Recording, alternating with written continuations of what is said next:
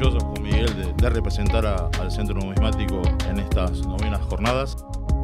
Hoy el tema que vamos a desarrollar es los ingenios de Jujuy. A la intervención hace poco aparece un lote importante, amante de estas piezas, y que yo guardaba de ellas 4 en mi colección durante muchos años. El tema cultural, y sobre todo en su país, donde hasta no hace mucho, muchos a sus pueblos originarios se les tenía prohibido y castigaban. Esto no se acuñó, disculpen los que hacen colecciones, que trabajaron más o menos entre fines del siglo XIX. ¿Qué son las rayas? Es lo que estamos viendo en ese también postal. Pero básicamente acuñaban fichas para haciendas y para distintas actividades urbanas.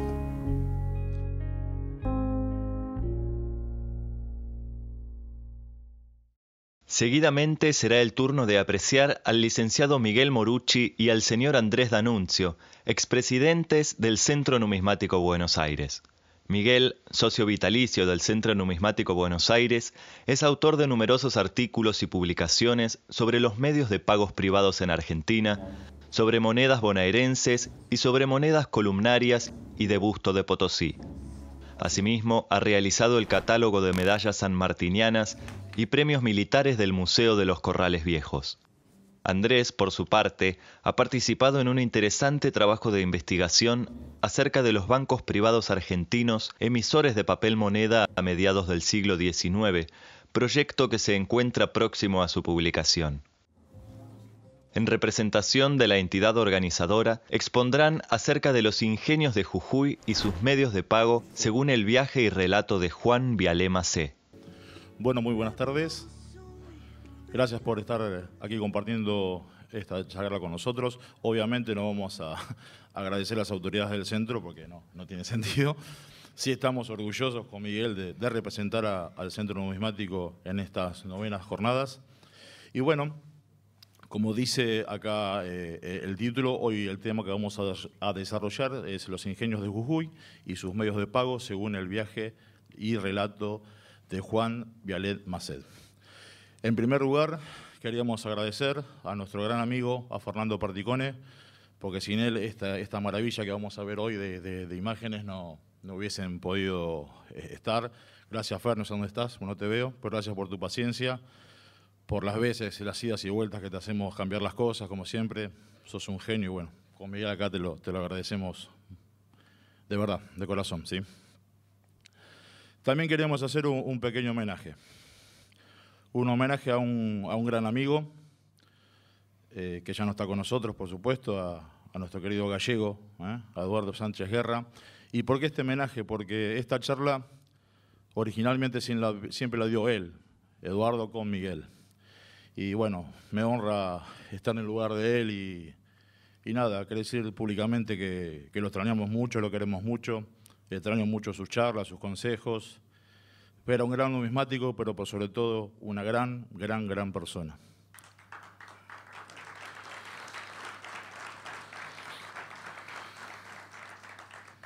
En lo personal, guardo un gran recuerdo de un gran amigo.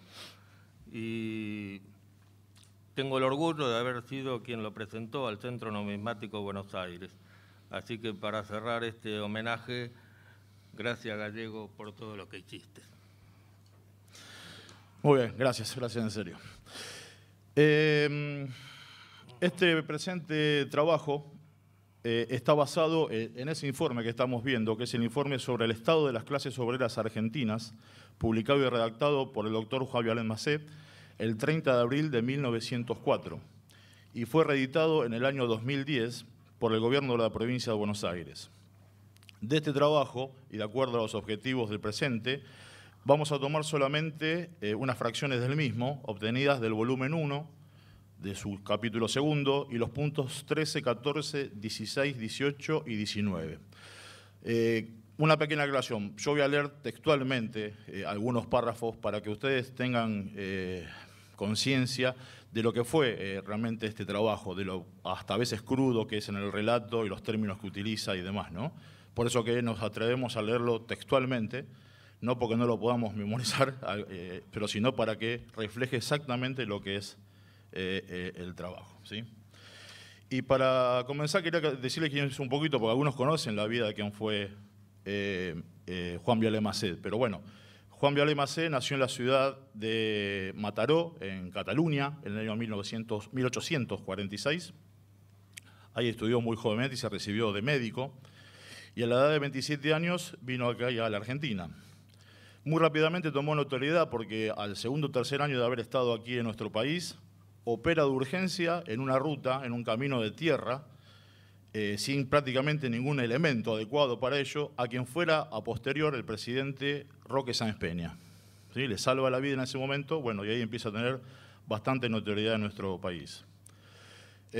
Tuvo una extensa y gran carrera académica, fue profesor de cátedra de muchas universidades, hasta llegar a cargos también de vicerrector en muchas de ellas. Luego se recibió en Córdoba de abogado. Tuvo una muy corta carrera empresarial, pero muy fructífera, ya que construyó junto a su socio Carlos Casafús el dique San Roque, que está en la provincia de Córdoba. Esa fue su gran obra como empresario, obra que le costó, una pequeña anécdota, 13 meses de prisión, porque lo habían acusado él y a su socio de que el dique estaba mal construido y se iba a destruir. Y bueno, evidentemente eso no pasó porque el dique hoy en día sigue en pie. Y en 1904, como vimos, el presidente Julio Argentino Roca le encomienda hacer este informe, y 3 años después, en 1907, fallece en Buenos Aires a la edad de 61 años. Ese fue, obviamente, nuestro personaje de hoy del relato, Juan Viale Macé. Ahí está el decreto. Perfecto, acá estamos reproduciendo el decreto de designación que le firmó Julio Argentino Roca y Joaquín B. González como ministro del Interior. Ahí podemos ver el decreto. Y también vamos a complementarnos este trabajo con datos obtenidos por el informe del Banco de la Nación Argentina, las sucursales de Salta y Jujuy, producidos por orden de la Caja de Conversión con fecha 30 de diciembre de 1914.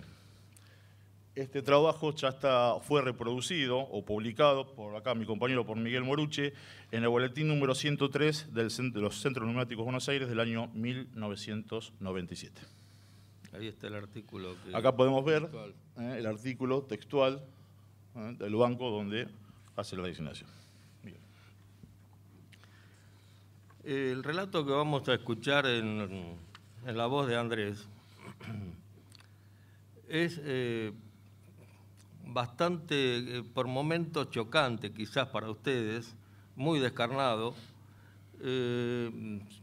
a partir del uso de los que llamamos medios de pago privados, en nuestro idioma más habitual o coloquial, fichas y vales, por la explotación del obrero y del aborigen que se hizo en algunos sectores puntuales de la República. Pero queremos dejar sentado también claramente que estas fichas y vales no fueron dispuestos o fabricados para ese fin puntualmente.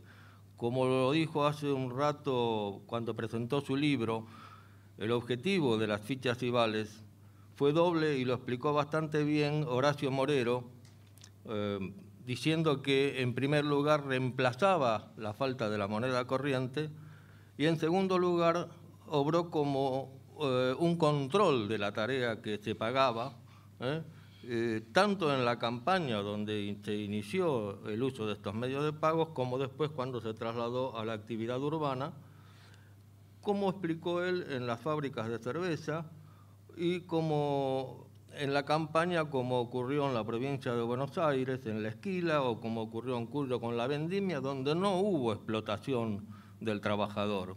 Sí en este caso, en los ingenios del noroeste y en los obrajes y quebrachales del noreste. De manera que les quede claro que no fueron creados para explotar al trabajador, simplemente que la voluntad del hombre tergiversó su uso. Comenzamos el relato entonces. Y dice: me voy al norte, a pocos kilómetros de la estación General Güemes en Salta. Se entra en la provincia de Jujuy, en medio de una vegetación exuberante y rica. Corre la vía según un terreno de jardín. Desde antes de llegar a General Güemes, toda la gente llevan impresos los síntomas de un paludismo agotante y matador, pero a medida que se avanza en la línea, esos caracteres se acentúan. La razón se ve y se palpa. La vía tiene a ambos lados multitud de charcos cubiertos de un verde sucio que despide un olor infecto de pantano, sobre los que pululan multitudes de mosquitos y jejenes que pican y que muerden e inoculan la enfermedad a los más refractarios. Y eso se ve, de igual modo, penetrando en aquellos bosques preciosos, magníficos, que atraen como sirenas para envenenar al seducido. Llegamos a Perico. Venía el pagador de ejercer la función siempre alegre y simpática del pago. Sobre aquellos rostros macilentos hay un cierto velo de alegría, y los jóvenes y menos enfermos, los que no están en peligro de receso, o aquellos a quienes el azote no ha castigado, están verdaderamente alegres y por la noche se reúnen en las casas de negocios, tocando la guitarra y bebiendo y cantando, comentando los vaivenes del trabajo y los sucesos del pago. En aquella casa, hotel y pulpería, almacén y tienda, ferretería y chanchería, arca de Noé comercial, había un conjunto abigarrado de gentes. En sus manos veo por primera vez multitud de medallas, monedas de todos los tamaños y colores que circulan en la región, las que presento a vuestra excelencia, una colección, aunque incompleta, lo suficiente para que se dé cuenta de cómo se violan las leyes sin que policías ni fiscales se preocupen por ello. Como ustedes podrán escuchar, el relato de Vialet utiliza en formas de sinónimos los objetos numismáticos que para nosotros son claramente diferentes. Habla de monedas, de medallas y de fichas, pero se refiere al mismo tipo de objetos, que son las fichas. Hay monedas de casas que quebraron hace tiempo y que han quedado de 10 centavos y de 50 y de 5 pesos en poder de centenares y miles de personas, que seguramente no se han presentado a los concursos a reclamar sus irrisorios dividendos, si es que los han habido.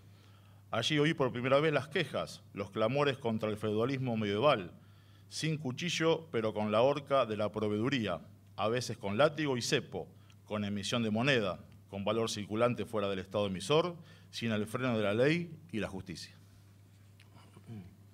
Muy bien. Ahora, en función de lo que está hablando Vialet, que presenta esa colección, les vamos a mostrar lo que creemos seguramente alguna de esas piezas que le envió al ministro de Hacienda. Aquí tenemos, en primer lugar, unas fichas de Ernesto Pereira, que ostentan en el anverso la marca de Hacienda que se le ponía al ganado mayor, consistente en una E invertida de Ernesto y la P correcta de Pereira en monograma. Y en el reverso distintos valores. Con respecto a estas piezas, les vamos a leer, completando, como dijo al principio Andrés, el informe del Banco Nación, que dice sobre esta gente. Las fichas de Pereira, en la localidad de Pampa Blanca, que estaba muy cerquita ahí a General Güemes, mostramos en el mapa. Ernesto Pereira era un hacendado de Salta, en épocas que trabajó en Pampa Blanca, Jujuy, y circuló piezas de 1, 5, 10, 20 y 50 centavos hasta 500 pesos moneda nacional, con objeto de facilitar cambio para pagar a sus peonadas únicamente. Desde hace 2 años, en 1912, claro, porque el informe data de 1914, al vender la finca recogió todas las piezas que puso en circulación. Esta otra, también de Pampa Blanca, de la localidad Pampa Blanca y con el mismo nombre de establecimiento, Pampa Blanca, que se pagó por 5 centavos en almacén y 10 centavos en el almacén. Dice el informe del Banco Nación, fichas del establecimiento Pampa Blanca. Respecto de esta firma, de H. Lassen y compañía, no hemos podido comprobar la existencia de estas piezas, ni su circulación en la localidad mencionada, siendo posible que la muestra remitida pertenezca a antiguas emisiones hechas por los propietarios anteriores. Esta es otra finca que seguramente estaba en ese lote que le envía Vialet al ministro. Figueroa Hermanos, de la finca San Juan, que también ostenta en el anverso una marca de hacienda, que usaban obviamente dentro de ese ingenio o establecimiento. El Banco Nación informa que en cuanto a Figueroa Hermanos, de la finca San Juan, en el Carmen era el nombre del departamento que englobaba las localidades estas de Pampa Blanca, Perico y San Juan. En el Carmen han emitido una suma aproximada a 3.000 pesos moneda nacional. Y acá está faltando seguramente algún valor. El de 10 centavos existe, no hemos podido conseguir la imagen. En muchos casos ustedes van a ver que las fichas tienen algún deterioro. Debo confesar que como algunas de ellas son piezas muy raras, no he podido reflejar alguna pieza en mejor estado. Muchas de ellas que tienen tiros de balines u óxidos me fueron obsequiadas hace muchos años por un conocido seguramente de los coleccionistas de billetes, que fue el doctor Osvaldo Nudeo. Y para finalizar les voy a mostrar una última de este departamento, correspondiente a la finca Zapla. Las fichas de Zapla, dice el informe del Banco Nación, don Mateo Córdoba, de esta finca, ha emitido hasta 200 pesos moneda nacional en fichas, del cual solo conocemos el valor de 20 centavos que ustedes están viendo. Podría decirles que esta es una hacienda menor, con menos producción, poca emisión de fichas, y don Mateo Córdoba, además de tener este pequeño predio plantado de caña, fue intendente de San Salvador de Jujuy. Bien, continuamos con el viaje.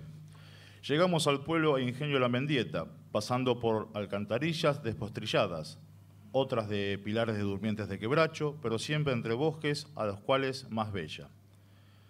Se levanta alta y majestuosa como soberana de las rancherías para obreros, edificio muy bien concebido, contiene en su interior una instalación de maquinarias modernas y bien hecha. Todo está allí, desierto y silencioso, solo los pájaros cantan. Después de una explotación atroz, con látigo y cepo, con proveeduría y emisión de moneda, pasaron sobre ella los vientos de la bancarrota y ha quedado en manos del Banco Hipotecario Nacional. La Mendieta es un ingenio en paro. Entre suntuosos cañaverales se levanta el edificio de la fábrica, de rojo ladrillo y de una arquitectura moderna y bella.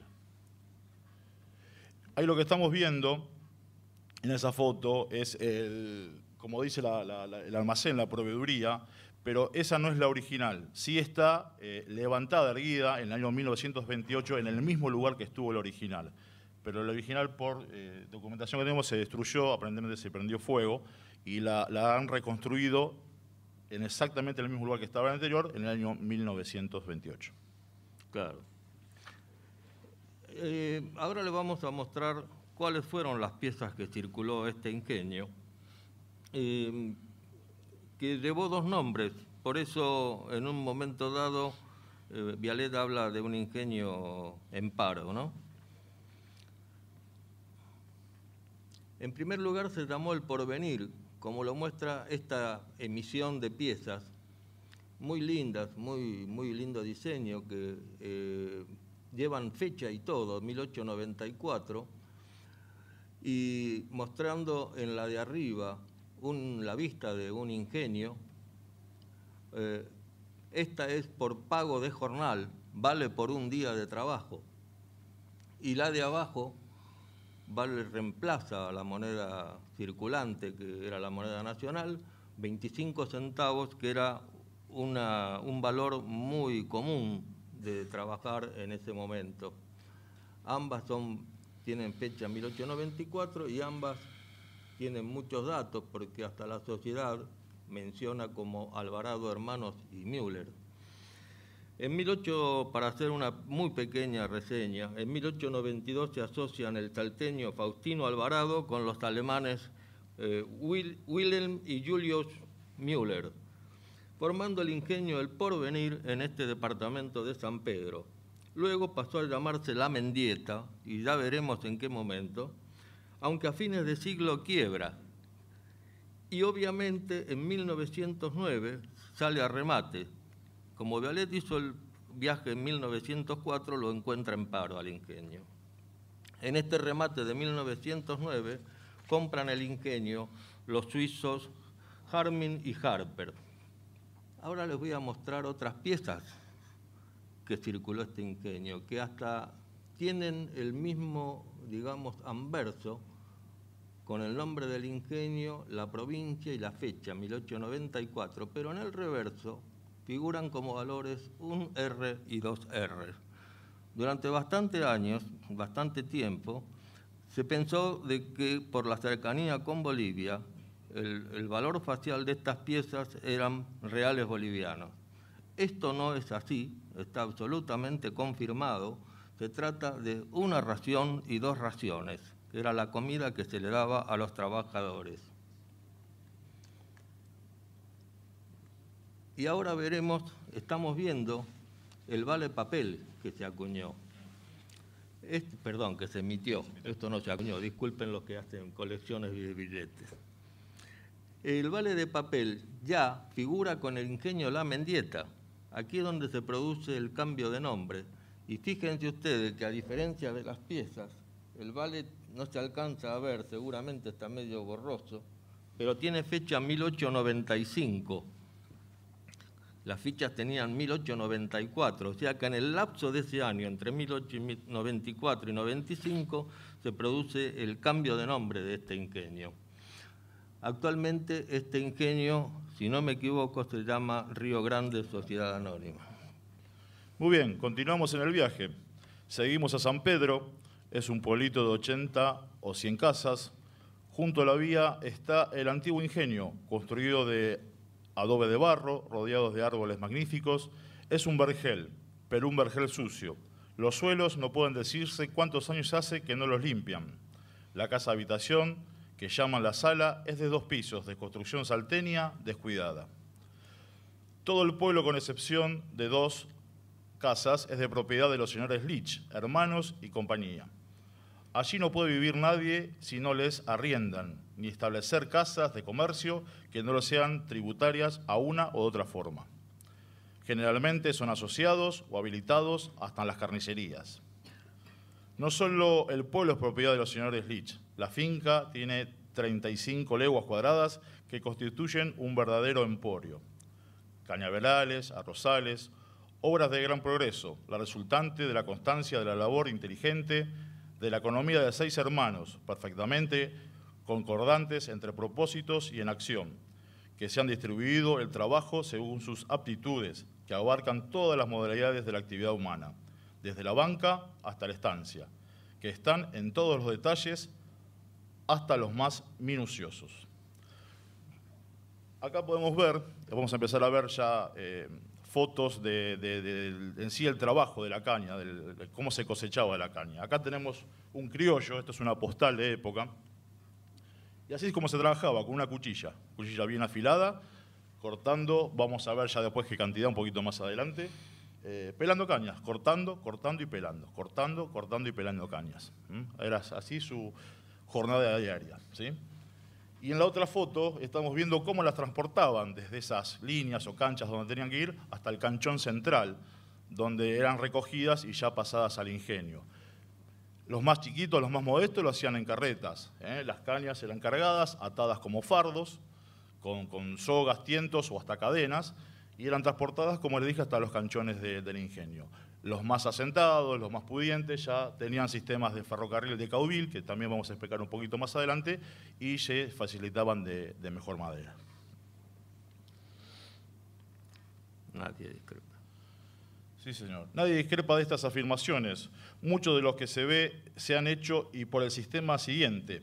Se ha dado el terreno a un sujeto para que hiciera tal cosa y lo gozara hasta tal fecha. El sujeto ha trabajado y cuando el trabajo estaba en estado de gozarlo, el contrato había concluido. Salió uno pobre como entró. Otras veces el error del cálculo había sido tal que abandonara el trabajo antes de concluirlo. Así, las chacras, como las casas de los pueblos y las quintas. Yo me pregunto, escribe Vial Almacén, ¿cómo el primer escarmentado no ha servido de ejemplo hacia los demás? La contestación uniforme de todos es esta, es que no hay otro modo de trabajar. Y todos quieren trabajar con estos señores, porque lo que convenido se cumple estrictamente, favorable o adverso. No les buscan recodos, cumplen. Y como resultado de trabajar con otros es peor, saber a qué atenerse es una ventaja innegable. Además, su trato es correcto, jamás vejan a nadie y favorecen a muchas gentes. Y aunque se tenga la convicción de que lo que dan del trabajo sale, es lo cierto que otros no dan ni eso ni nada, y los señores Leach tienen rasgos de bondad que no se olvidan.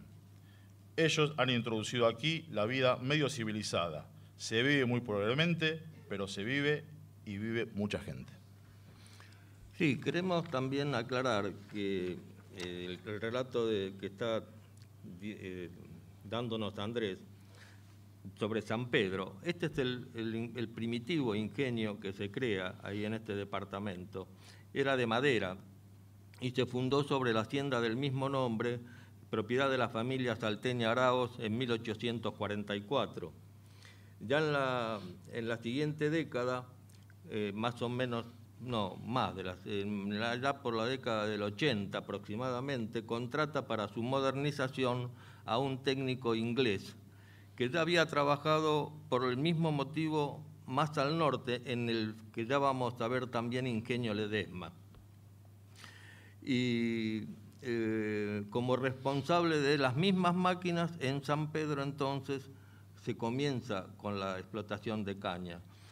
Y este inglés puso en circulación también estas fichas, que en su anverso llevan la inicial, porque se llamaba Roger Cheywitt Leach. Y en el reverso tiene unos números muy curiosos, pero que era bastante frecuente el pago en los ingenios, que también era por jornales.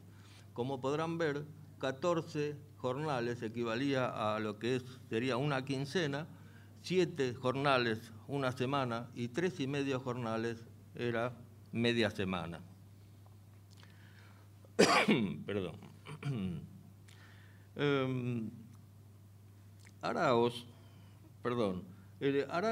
y compañía, se forma una nueva sociedad, este técnico, en 1883, y es que trasladan el ingenio a otro lugar que ya vamos a ver se llamó La Esperanza, y se forma una nueva sociedad que se llamó Araos and Leach.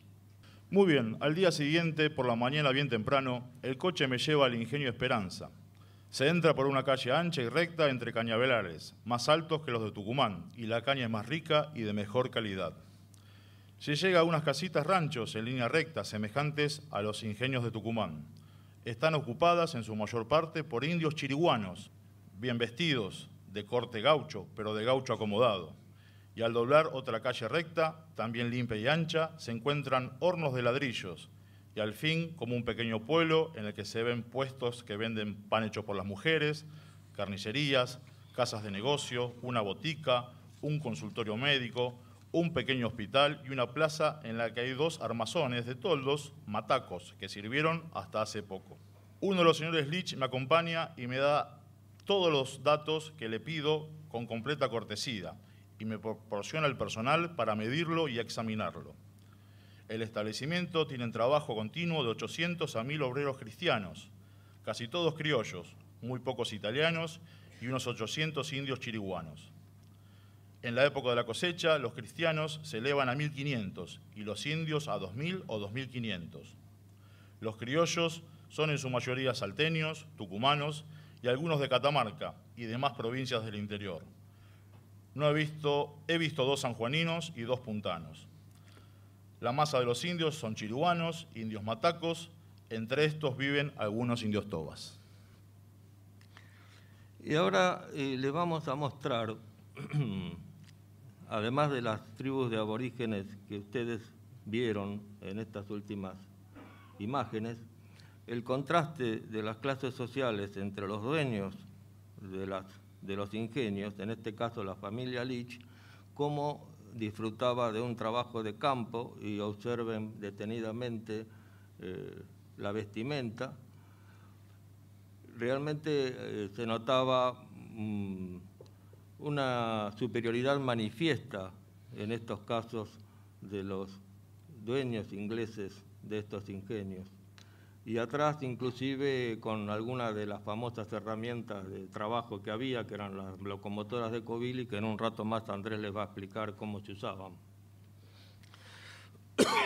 En los talleres hay 700 obreros. De ellos, los extranjeros en el ramo de la ingeniería son todos ingleses. Los señores Leach me manifiestan que en su larga práctica han encontrado en el obrero criollo inteligencia, facilidad para aprender y subordinación. Nunca tuvieron un movimiento de huelga. Acá les estoy mostrando la nueva sociedad que se había formado, Leach, Hermanos y Compañía, en el anverso, y que también, al igual del anterior, que estaban a nombre de un solo hermano, manifiestan el pago de jornales, 14 por la quincena, 7 por la semana y 3,5 por la media semana. En los talleres los trabajos se hacen a jornal, en los cultivos y cosecha, todos por tarea y por tanto. En los talleres se pagan 5 pesos como jornal máximo, 2 pesos con 50 centavos como jornal mínimo. Los aprendices ganan 1 a 2 pesos con 50 centavos, según su trabajo. Al cristiano trabajador de campo se le paga 1 peso redondo, máximo del jornalero, y 2 pesos a los capataces y mayordomos. Todos tienen alojamiento. A los matacos se les da terreno para instalar los toldos. Los matacos ganan 12 pesos y la comida, los chiriguanos 15 y la comida, las mujeres 6 y la comida, y los muchachos de 4 a 6 y algunos muy bien ganan hasta 10 pesos. Sí. Presten mucha atención que en la narrativa siempre se menciona la comida, o lo que también se conoce como la ración. Las tareas que deben desempeñar el indio para ganar este salario, dijimos, recuerden dependiendo qué etnia, ¿no? Si eran chiriguanos o demás, consistían en cortar 7 rayas. ¿Qué son las rayas? Es lo que estamos viendo en esa también postal de época. Esas rayas bien diferenciadas, como esos caminos que tienen de un ancho entre 3 y 4 metros, pero tendrían una extensión de 100 metros. ¿Sí? O sea que tenían que cortar 700 metros mínimo de caña todos los días. Solamente no cortarlos, ¿sí? Sino que era cortar las 7 rayas, pelar unas 1.500 cañas, que más o menos era lo producido por esas 7 rayas, y cargar 6 zorras de covil, de 1.000 a 1.500 kilos. El acarreo de las cañas a las zorras lo hacían las mujeres, que también ayudaban a la pelada de las cañas. Los pagos se hacen de esta forma. Cada día, al dejar el trabajo, se tarja el jornal de cada uno y se les da unas fichas de goma endurecida con la letra P. Estas sirven para recibir las raciones. Ustedes tienen, para clarificar un poquito más, el pelado de caña en las rayas, como explicó Andy recién, y montado en un caballo lo que sería el capataz, que era quien manejaba estas piezas. Y las fichas que acaba de mencionar Andy, con la letra P, es muy probable que sean muy similares a estas. Las verdaderas no las hemos podido conseguir, en virtud de que son un derivado del caucho, son como goma endurecida, probablemente mezclándola con azufre, como las de bonita, y sí tenían la letra P, que nosotros creemos que correspondían a provisions o proveedurías. No hemos podido conseguir, decía, estas originales, pero sí hemos conseguido otras posteriores, como la que están viendo, que es de aluminio, pintada, con las iniciales superiores de LAE, porque ya se había formado en Londres una nueva sociedad, mucho más importante, que era Leach Argentine Estates, de manera que estas piezas fueron un poco posterior a esas de goma endurecida, pero se usaron con el mismo motivo, para entregar la ración y tarjar el jornal. Cada semana, según su trabajo, se les hace un anticipo de las medallas, cuya colección he entregado a vuestra excelencia, con las cuales se le paga en la proveeduría y los que salen o se van compran en otras casas, donde se reciben como moneda circulante en toda la provincia de Jujuy. Al fin del mes se liquidan las planillas y se pagan con las medallas, bonos o moneda. En las enfermedades ordinarias se da asistencia médica y botica al cristiano, al indio solo la ración. En el establecimiento hay una escuela nacional que solo es para los cristianos. A los indios no se les enseña nada.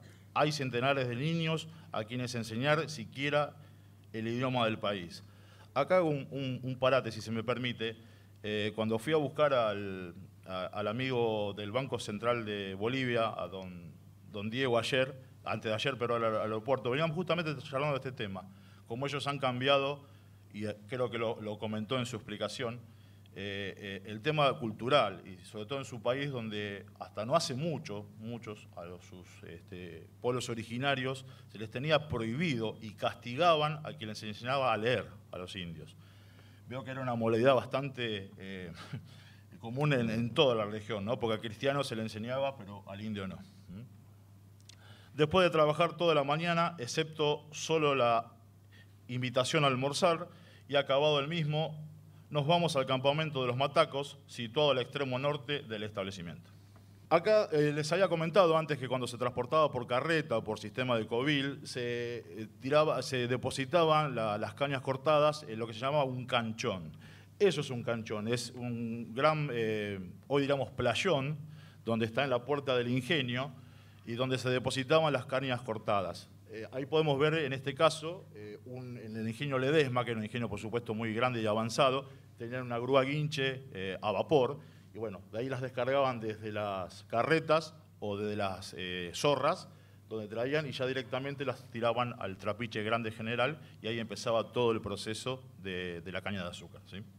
Las mismas calles en que el resto, anchas, rectas, limpias, una vía de covil, parte del ingenio, y se va ramificando por los cañaverales, con una extensión de 17 kilómetros. En una calle hay apilados otros 15 kilómetros de rieles, que sirven para proponer vías móviles en el interior de los cañaverales. Para llevar la carga a las vías fijas, la tracción se hace por 4 locomotoras. Ahí tenemos una locomotora y lo que veníamos hablando del sistema de covil. El sistema de covil lo inventó un francés, por supuesto, del mismo nombre, con su hijo, que eran agropecuarios, en realidad no tenían absolutamente nada que ver con el tema ferroviario. Ellos cosechaban en Francia remolachas, tenía una gran producción, y cuando llegaban por las inclemencias del tiempo, hubo varios años que llovía mucho, entonces no podían entrar con las carretas porque se hundían en el barro y perdían las cosechas. Entonces el hijo de Covil, el hijo mayor, empezó a diseñar este sistema de vías. La característica es que tiene una trocha, un ancho entre rieles muy cortito, es de 60 centímetros, 600 milímetros exacto. Y el sistema de vías está soldado, es todo metálico a los durmientes. No están los durmientes por un lado y la vía por el otro. Es un conjunto entero de apenas 2 o 3 metros, y al ser ligero se puede ir agregando secciones y modificándolas a gusto de cada uno, ¿sí? Por eso que dice acá en el relato que había otros 15 kilómetros de estos rieles que sirven para poner vías móviles, o sea que a donde debían entrar en cada línea o en cada cancha, podían ir modificando el trazado interno de su ferrocarril. Y ustedes por ahí habrán visto que este sistema, que se utilizó también mucho en la minería, donde tenía esas tolvas ovalares que se vuelcan para cada lado, pero en los ingenios las utilizaban con esas plataformas planas, donde arriba echaban los fardos de las cañas. Famoso sistema de covil. Llegamos al establecimiento de los Matacos bajo un sol abrasador. Ellos vuelven del trabajo, los hombres separados de las mujeres. Han concluido su tarea.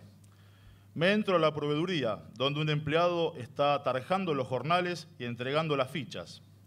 Para evitar que invadan y perturban el trabajo, hay una fuerte tranquera, a través de la cual se entregan el papel en que están asentados el jornal y la ficha. A medida que recibe cada cual la ficha suya, reclama la de los enfermos de su familia. Al salir, presencio una escena original. El señor Leach está rodeado de indios que le exponen sus cuitas. Sus cuitas es sus plegarias, sus penas. Les hablan en mataco que él apenas entiende, al mismo tiempo que los lenguaraces le traducen lo que dicen los caciques. El señor Leach lleva en su bolsillo lleno de medallas. El uno le da una, a otros le da dos, y así las reparte hasta quedar sin ninguna. Las medallas repartidas son dádivas de beneficencia, y ellos las agradecen. Ningún otro patrón hace otro tanto. Por esto, ellos prefieren el ingenio Esperanza a otro. Hay caciques que vienen al establecimiento desde hace muchos años, y los que van a otros ingenios desean cambiar porque los tratan mal, y hasta los hacen latiguear, y no les cumplen. La proveeduría es más cara y el trabajo más duro. No me he ocupado del ingenio Ledesma, porque aparte de que ocupa más indios y menos cristianos, lo hace al trabajo es casi idéntico a ambos. Ni tampoco diré nada del otro ingenio del norte, que tiene una pésima reputación entre los indios, al que ninguno quiere ir ni va, sino forzado únicamente por el hambre. Muy bien. Sin embargo, nosotros, a pesar de que Vialet, acá abandonamos un poco el relato de él, vamos a mostrarles sí las emisiones que hizo el ingenio Ledesma. Ingenio Ledesma, cuya producción azucarera se inició más o menos en 1830 y cuyo dueño original se llamó José Ramírez Ovejero González. Y más o menos después de haber pasado en manos de distintos miembros de la familia y otras personas, en 1908 pasó a llamarse Compañía Azucarera Ledesma, la que luego también de varias manos, en 1970, pasa a ser administrada y dirigida por las familias Blaquier y Arrieta. Estos pequeños, lo hacemos resumidamente, estos pequeños recuentos de los ingenios por razones obvias de tiempo.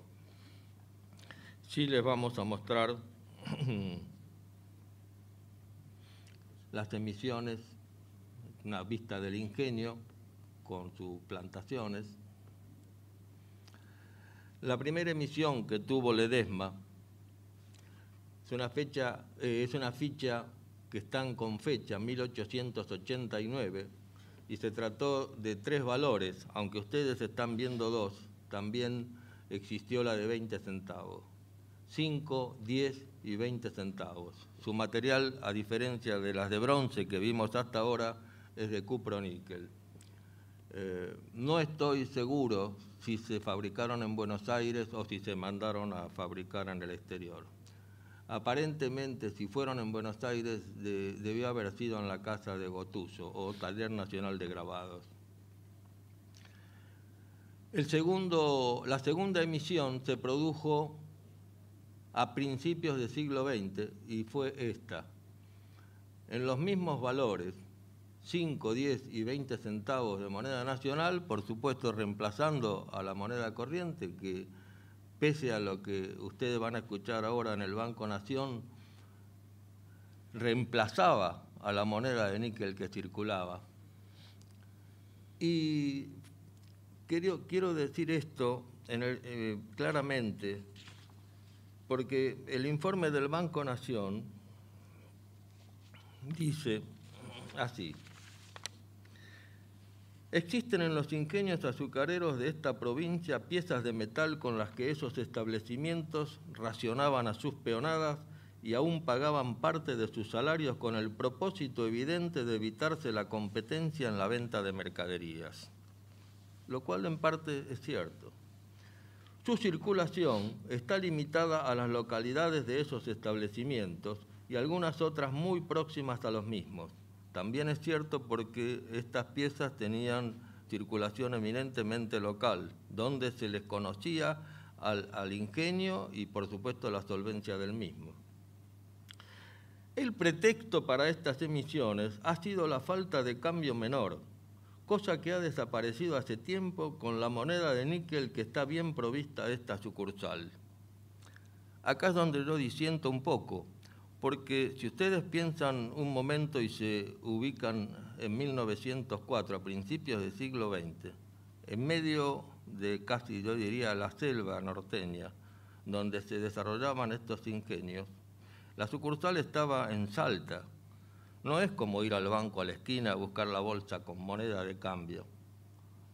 Hay que recorrer una cantidad de kilómetros, hay que transportarlos. No se puede hacer una cosa diaria, o sea que esto es una justificación realmente. De manera que, bueno, hay verdades, pero hay otras que son a medias.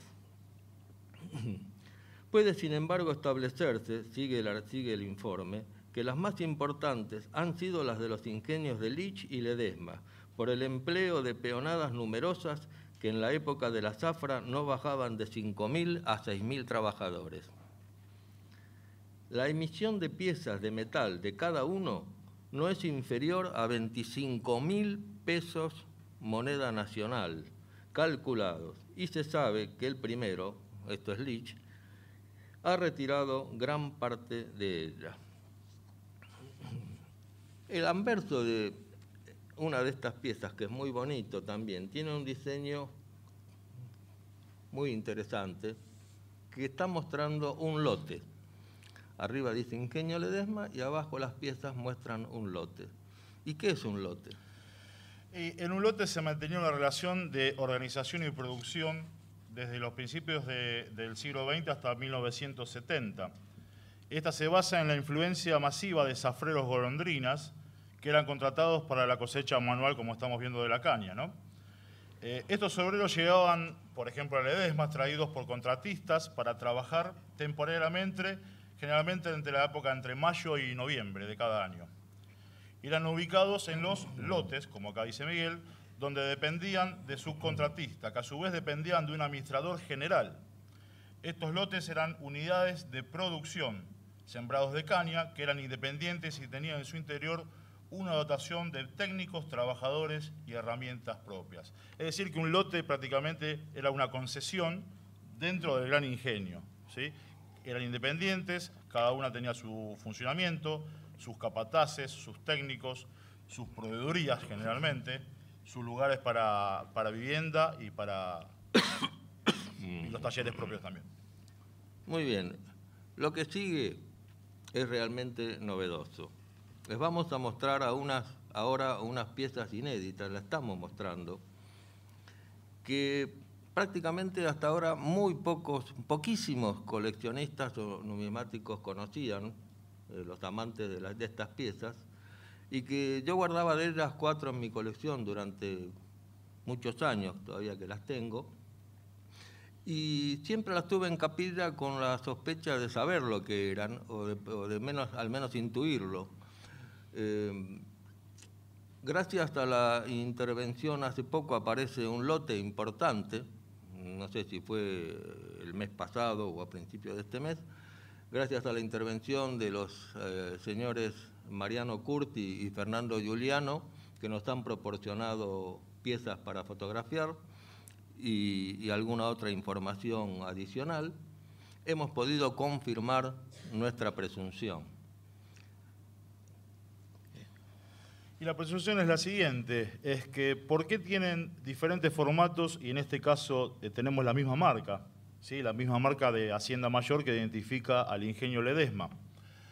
Bueno, el motivo es el siguiente, es que cada formato que se le daba para un tipo de persona o etnia diferente. Por ejemplo, habían formatos para los cristianos grandes, formatos para los muchachos, formatos para los cristianos chicos, o sea, los jóvenes, formatos para los indios, formatos para las chinas y formatos para los osacos, que eran los chicos realmente menores. Cada ingenio regulaba el formato a su gusto. Las de Lich entendemos que no tenían marca, por ejemplo, eran lisas, solamente lisas, y con el formato ya se sabía para quién se daba. Ledesma, como un ingenio más importante, ya le ponía su marca para identificar que eran propiamente de ellas, ¿no? Correcto. Y para sostener, darle un poco más de veracidad a lo que estamos diciendo, les vamos ahora a incorporar y a leer el testimonio de un argentino que vive en el sur de Bolivia y que dijo el día 10 de mayo del 2016: los lotes, unos 15 en todo el valle, yo sospecho particularmente de que eran algo más de 15, pero no tiene mayor relevancia. Las casas eran todas de palo bobo. Bueno, el palo bobo es un árbol bastante recto y de un tamaño de así, un poco más de 2 pulgadas, que servía para hacer los tirantes de los toldos de las casas de los indios. Eran todos de palo bobo, revocado con barro y techo de cartón alquitranado, piso de tierra sin baño. A los cosecheros le pagaban con una ración, entre vale y poco dinero, y lo debían gastar en los almacenes de la empresa. A estos lotes casi los borraron, en el mapa no existieron nunca. Recordaré que se llamaban así: Lote Florencia, donde yo nací, Rufina, Palos Blancos, San Antonio, Corral de Agua, Prediliana, Paulina, Don Enrique, Bananal, Maíz Negro, Palmitas y otros. Ahora les vamos a mostrar por qué este testimonio es real, dando vuelta a las piezas que ustedes están viendo a su anverso, de los cuales hemos podido hasta ahora reconocer que 6 de todos estos lotes se han manejado con estas piezas, que eran el control para entregar la ración y tarjar el jornal en las almacenes. Acá tenemos 2 de palos blancos de diferentes formatos, lo que explicaba Andy recién. El número 1. Número 2, 2 formatos de la reducción. Número 3, otro lote, San Antonio, mencionado en el testimonio. Otro lote, Florencia, donde nació el del testimonio. Otro lote, Don Enrique. Y obviamente el ingenio Ledesma tenía su propio lote. Así que, como ustedes ven, estas piezas que revelamos el día de hoy tuvieron ese uso y hasta ahora eran muy poco conocidas. También dijo Andy hace un rato que eran diferentes a las del ingenio Lich, que las otras no tenían, como se dice, inscripciones o improntas. Estas sí, son más evolucionadas, seguramente habrán costado más, el ingenio es más grande, y fueron encargadas donde todas tienen en la parte inferior de su anverso la casa grabadora, A.N. Varés. Se trata de Alejandro Varés, que estaba en Buenos Aires. Era el más importante de 3 hermanos que trabajaron más o menos entre fines del siglo XIX y principios del siglo XX. Alejandro fue el que más producción tuvo, aunque casi los 3 se dedicaban a tipo polirrubro, pero básicamente acuñaban fichas para haciendas y para distintas actividades urbanas. Vamos a mostrar una revista de la época, la Gaceta Rural, de 1920, diciembre de 1920, donde esta casa publicitaba para los estancieros y para cualquier hacendado que quisiera fichas de esquila que fabricaban ellos a distintos precios. No sé si se alcanzan a ver, pero se los leo. Las primeras era con un anverso donde figuraba el valor y un reverso estándar. El 100 costaba 5 pesos. Cuando en el reverso la ficha era de mayor diámetro, la ficha de mayor diámetro con el mismo reverso y el mismo anverso costaba ya 7 pesos el 100. Ahora, cuando había que fabricar un cuño para hacer un anverso determinado con leyenda o con marca, más el valor en reverso, era, ¿cuánto dices? 80, el 100. 80. Y después los siguientes 100 eran 5 pesos. Y la ficha de mayor día iba subiendo la escala. Y abajo hay una leyenda que dice, las de bronce un 30% más cara, obviamente por el costo del metal. Los pedidos dirigirse a Alejandro N. Varés.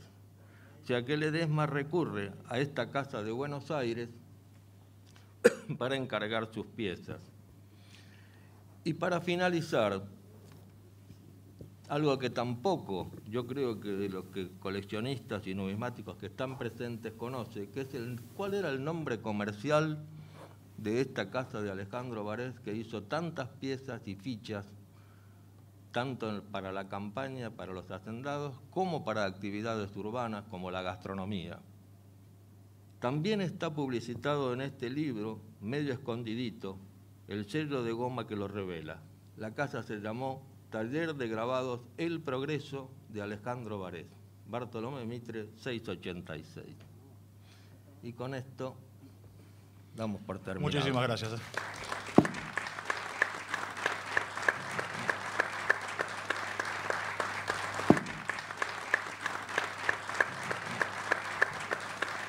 Si alguien desea hacerle alguna pregunta a los disertantes, por favor levante la mano para que se les pueda acercar un micrófono. Empiezo por lo último. Tengo acá una publicidad de un almanaque de 1900, que justamente dice Taller de Grabados El Progreso de Alejandro N. Varés, Buenos Aires, Piedad 686. No mentimos. No. Y Alejandro N. Varés también figura en las guías de correos y telecomunicaciones hasta el año 1938. Sí, Alejandro era el que más producción tenía. Después le seguía Enrique Varés, que era otro de los hermanos, pero Enrique se dedicó mucho más a las fichas gastronómicas.